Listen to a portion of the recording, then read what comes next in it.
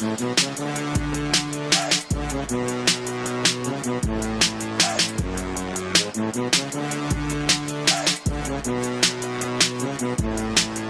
Speaking Podcast, Sunday reaction. Too much going on in sports to wait till Tuesday. Gotta get into it. I'm your host, Ernest EJ Christian, coming to you live in your speaking studios here. Actually, I don't have this name. This studio's not actually named. But there's just too much going on in sports right now to wait till Tuesday's show, honestly. And also, we'll have the student game report with Kyle Nash when we do the next podcast. But I have a lot to react to. We did this last week.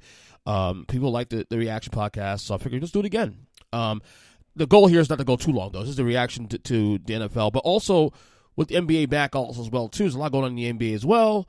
The baseball playoffs going on as well, too. I had a fairly active personal weekend as well, too. So, all right, so I'm wasting your time. Let's get right into it. And I'm sure people want to hear my reaction immediately. First thing out the chute about my New York Giants, who are now 6-1. What a game! What an ending! I mean, I'm going to say this much: the officials tried every way to give that game to the Jaguars late. But great to see another win, and really Daniel Jones' best game of the season, and I would argue one of the best games of his career. Honestly, when you consider threw 200 yards, rushed for 100, he had good control of the game most of the way. They actually featured him on opening drive. They would not rely on Saquon Barkley. They actually featured Daniel Jones. It's good to see that. The Giants. Look, the Giants. I'm going to keep harping on this now, as I've been saying for the last, all season long. They are not a very talented team, but they're a team that is well coached, that knows when they know when to do the right things. They're getting better at situational football, And we asked the question now about this Giants team: are they a playoff team? Well, we're 7 weeks in. I didn't think they were a playoff team. But what's going to help their case now, what's helping their case currently, is the fact that, not just the fact they're 6-1, obviously. They got a fairly somewhat easy schedule. Although the Seahawks next week, it's going to be a tough game. The Seahawks, they're going to be a problem. We'll get to that in a second. But the teams that would be battling them in for position right now, the usual teams, the Packers, the Bucks, the Rams right now on the bye right now, but not playing well right now. So every week we get further into the season, the odds of them making the playoffs increase. Again, not a very talented team, but very capable, And this is a serviceable team, 6-1. Who would have thought this team would be where they're at now? 7 games in. Again, they've already passed before Halloween. They've already passed last year's win total already. They won more games already in 7 weeks than they did all last season. This is why, through 7 games, I'll say it again, that Brian Daboll is the runaway coach of the year. I'll say it one more time. I'm only hearing conversations for Nick Sirianni and maybe Robert Saleh with the Jets. So, job well done on the Giants, of course, on a great win today. A game that went down literally to the last inch of their lives as they stopped the Jaguars literally on the 1-yard line at the end of the game. So great job by the Giants team. I mean, look, they're lucky. They're very lucky. But you know what? Sometimes when you're a team like Giants that's had a rough 5 years, 6 years, sometimes luck's a good thing. And for the first time in a half a decade, they're actually getting on the bounces going their way. Now, I mentioned a little while ago about the Bucks and the Packers, and we're having this conversation about the Bucks and Packers. A lot of people think we'll think at some point, Tom Brady, Aaron Rodgers, they'll turn it around. Let's turn it around. But again, we're now getting to the middle of the season now, 7 weeks in. We're approaching the midway point. Okay, I'm at a point now where I'm about to say that forget the fact that they're probably not Super Bowl contenders. Okay, I think we're all at a point now where we think these teams are not Super Bowl contenders. Because all year long, even in the wins, they look consistent. But are we sure the Bucks and the Packers are still playoff contenders in general? Like, again, I know this idea that, okay, in the case of the Bucks, yeah, they'll probably win the NFC South, right? I mean, right now, every team at division has a losing record. They're 3-4. The Falcons lost today. They're 3-4. The Saints lost on Thursday. They're 2-5. The Panthers, who just beat the Bucks today, are now 2-5. Oh, the Panthers, who I have as the worst team in the league right now on my power rankings last week, are just one freaking game behind first place Buccaneers, first place Falcons. What a wacky year. So, yeah, look, my thing is this, though. I think we can take the Bucs out of Super Bowl contention at this point because through 7 games, even in their wins, them look good. This is probably who they are, and they're getting healthy, and they still look like crap. They'll probably win the South, right? Most likely. Yeah, I think so. But I don't know. I don't know, man. I mean, this is a weird year in the South. You can't count the Saints out. You can't. This is a weird year, man. I look, Tom Brady. I think maybe he's regretting coming back to playing football this year after retiring in February. I don't know. He's supposedly going through a divorce or about to go through a divorce. I don't know what's going on in his life. He clearly doesn't look very happy playing football right now. The thing that gives him happiness, allegedly. I don't know, man. And then you have the Packers. Also 3-4. It's safe to say they're not winning the NFC North. I think their trek's a little harder. They may have to get a wild card to get into the playoffs. But guess what? They're 3-4, and guess what's on the schedule next week for the Green Bay Packers? They got the Buffalo Bills next week on the schedule. In Buffalo. You just lost to the Washington Commanders without Carson Wentz, and now they're going to have to go to Buffalo to play the Bills, who are everyone's Super Bowl favorite this year. Coming off a bye to boot. Come off a bye. Wow. I mean, Aaron Rodgers, Tom Brady, I don't know, man. I don't know. Now, this is what I will say here. I take a little cup of iced tea real quick. Give me 1 second. Okay, there you go. So I was saying on the last podcast, iced teas really helped me out with doing these shows. Quench my thirst and all that. Despite the embarrassing losses today to Kansas City, to the Chiefs, I'm not going to sum out my Niners stock this yet. Yeah, they're 3-4. But, you know, I'm not measuring the Niners against the Chiefs. The Chiefs are one of the 3 best teams in football this year. So we're not going to measure them against the Kansas City Chiefs. What I will say, though, is the reason why I still have my Super Bowl contention is that, well, obviously we know we have a chance to react to this on the podcast because we did the show Thursday, and then Thursday night we heard that Christian McCaffrey went to the Niners. He was available to play today and all that, but it doesn't matter. But overall, I think when the rubber meets the road, the Niners will figure it out. We forgot they started last year too the same way. I think it was like 3. I think last year at one point they were 3-5, if I'm not mistaken. And they somehow made it to the playoffs and actually, again, minutes from the Super Bowl. Making the Super Bowl this year, last year rather. So I'm not around the Niners yet. Now maybe they'll get nicked down a little bit too in my power rankings this week. We'll see when I do my rankings on Tuesdays for Tuesday's podcast. But you know, when you get past the Eagles, after the Eagles at 6-0, who you really putting in that mix? Because you have 5-1 Vikings. Are you trusting them? 6-1 Giants. Are you trusting them? 5-2 Cowboys. Are you trusting them? You know, the Rams are 3-3 right now. Bucks 3-4. Packers 3-4. Niners 3-4. Again, it's still wide open, and that's why I can't count the Niners yet. We saw this same story last year. Now, obviously, injuries aside being a big issue, but I think starting next week they'll have the bearings in. You have McCaffrey have full practice with the team for a week. They have enough weapons to get it done. I know Jimmy G is not the greatest quarterback in the world, but they always seem to find a way to win. I'm not no Niners just yet. They'll figure it out. Okay? So I'm not selling my stock this year on the Niners. I will say, though, I'm buying stock on this team, though, who was in the Super Bowl last year, the Bengals. They're now 4-3. And I think the Bengals are about to go on a heater now. I think now with all the early season stuff they went through, you know, struggles early in the year, which, by the way, they have 3 losses, but all 3 of their losses came in the last play of the game. So, they're this couple plays from being probably 5-1, 6-1, whatever the hell it is. The Bengals are not going to heater, I think, though. I think the Bengals will figure it out. Like, obviously, you're going to have a race to them and the Ravens in the AFC North. I'll say I said on the podcast a couple days ago, I think the Bengals have a better team top to bottom. I mean, Lamar Jackson's probably the better not better quarterback, but this is probably more important to his team, though, because of how much they rely on him. But I think the Bengals might have won the heater. Look out for that. I think the Bengals are going to be probably that third team in the AFC now, possibly, to pluck their head out because, a couple of the teams I can't really trust the AFC just yet. So watch the Bengals going in these coming weeks.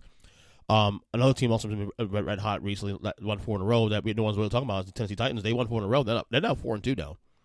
And I think we can say, I said that before the year started that they're going to take a major step back this year. And look, they're not. I don't think they're a Super Bowl contender. But I think it's clear to say now, 7 weeks in, and you see how the things have shaken out in the division now.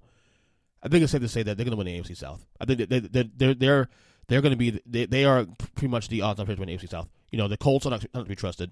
They've now lost twice to Tennessee. Ready? So right off the bat, the tiebreaker's gone. They lost twice to Tennessee this year, so they're done on there. Okay, the Jaguars are starting to fall apart a little bit now. The Texans are not good. Okay, let's keep it 100. They're not good. So Tennessee has a cakewalk to the AFC South rather. Now it's a matter now they can measure up with the Bills, Chiefs, and and the Bengals of the world and whatnot, the Ravens of the world. That's where we have to start monitoring the Titans. Are they a team that can challenge for the AFC title? I say no, but again, we have a lot of football ahead of us. You know what I'm saying? I got to give Geno Smith and the Seahawks their due. They're 4-3. Most people like myself had this team winning no more than 3 or 4 games this year. Post Russell Wilson trade. Geno has just been doing his job. Geno has been probably. Let's keep it real here. I'm not a Seahawks. I am a big Russell Wilson fan. I was rooting for Russell Wilson. I'm still rooting for Russell Wilson, obviously, and I was very heavy-handed on the Seahawks and them letting them go and this and that, and not letting Russ cook and all that. And there's certainly a lot of football to be played ahead of us. But let's get 100 here. Seattle's won this deal, and it's not even close right now. Now, again, football ahead of us. Things can change in the weeks to come, the months to come, maybe in the years to come. Maybe Geno falls to earth at some point. We're all waiting for the shoot to drop with Geno Smith. But right now, through 7 weeks, he's arguably been the story of the year. Because everybody had the Seahawks in last place in the NFC West, probably in the league. We all had him as a bottom 3 team. And all they've done so far is win games they're probably not supposed to win. And then this is the biggest win of the year now. Winning in L.A. against a Chargers team that many has as one of the quote-unquote favorites to challenge the Bills in the AFC. And they just win, and they win going away. So I gotta give them their just due, man. Geno and the Seahawks. I gotta give them their just due. They've done their job. Sometimes we get married to our own predictions and that. No, let's stop that. If we get more information, we're allowed to adjust. This is a pretty good Seattle Seahawks team. And now with the division being where it's at now, Rams on a bye right now currently. The Niners just lost this week. The Cardinals are still up and down. Oh, they're in first place right now through 7 weeks. Raise your hand if you thought that was going to happen. That's what I thought. Speaking of the Chargers too, can we talk about Justin Herbert real quick? I mean, he is a top 10 quarterback, I guess. I'm assuming he's a top 10 quarterback. But I don't know. What has he done to get that kind of love? Look, I think as a physical specimen, he's a fantastic, quarterback, and I think he's a guy that in 10 years probably will be one of the better quarterbacks of this generation. But through 2.5 years right now, he's been pretty good. But what has he done to really get the attention and love that, say, someone like Josh Allen gets right now? And it's not to say also he doesn't have a good team around him. He has a lot of weapons. This team right now on paper is loaded on both ends of the ball. Which is why I've been saying that this team, my only issue with the Chargers was their coach. But he's been relatively average at best for a guy getting all the public he gets. I mean, maybe it's time to start having conversations about Justin Herbert maybe not being elite just yet. Maybe we need to slow down a little bit on Herbert. Just a tad. Not saying he's not good. He's probably still top 10, but maybe we need to slow down a little bit on the Herbert thing. Just saying. Holy cow. The Jets are 5-2. Now, granted, they won in Denver against a Russell Wilson-less Broncos team. Let's keep it real there. But, man, the Jets, 5-2.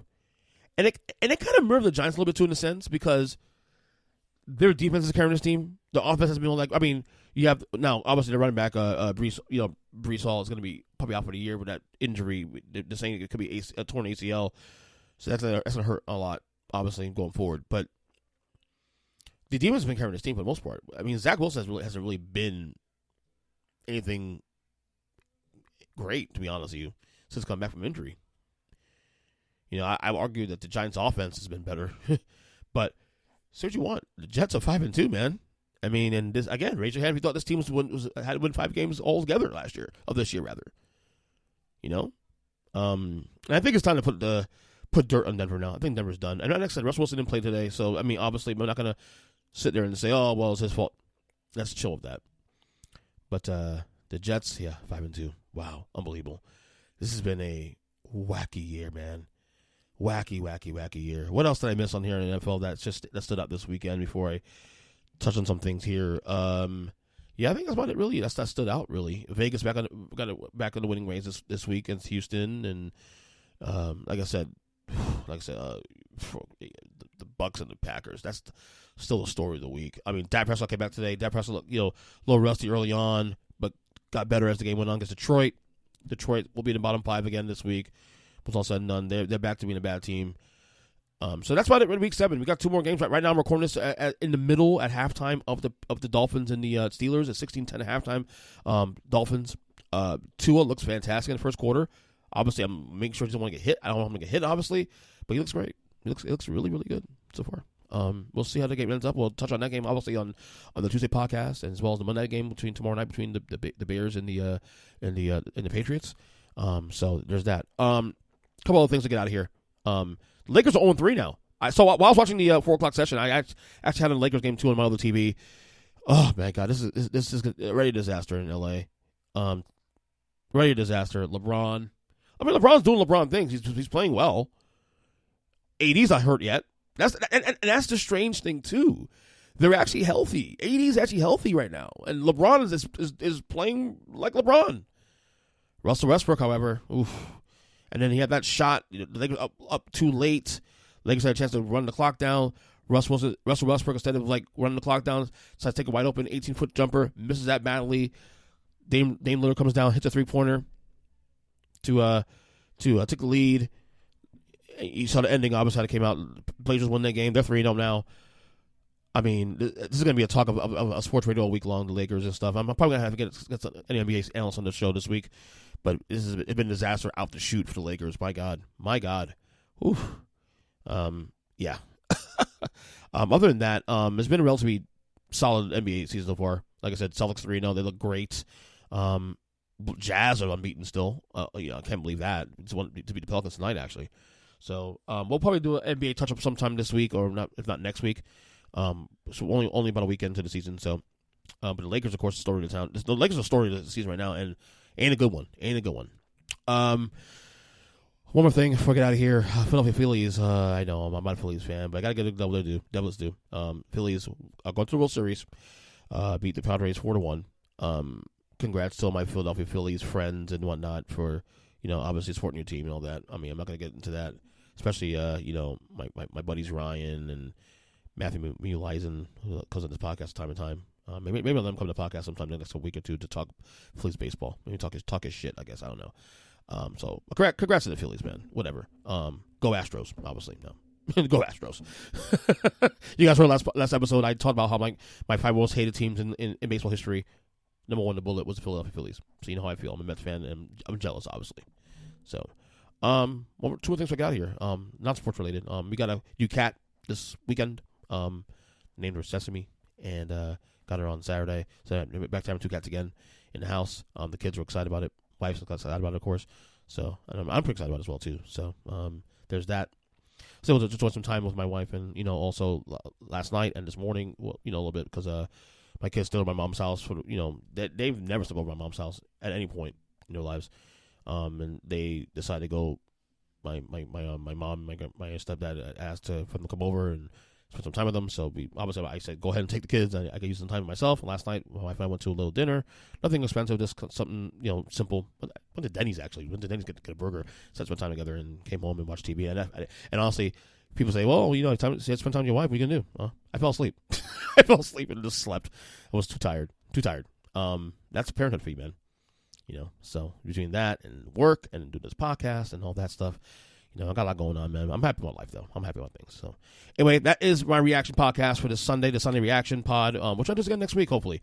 I like that this is the thing now going forward. Keep it short and sweet. A little more longer than I wanted to, but again, a lot going on in sports, a lot going on in the world at large. And we'll come back. We'll see you guys on Tuesday for the Tuesday podcast and all that. So we'll talk to you guys soon. And that's about it. Stay up and God bless. Take care.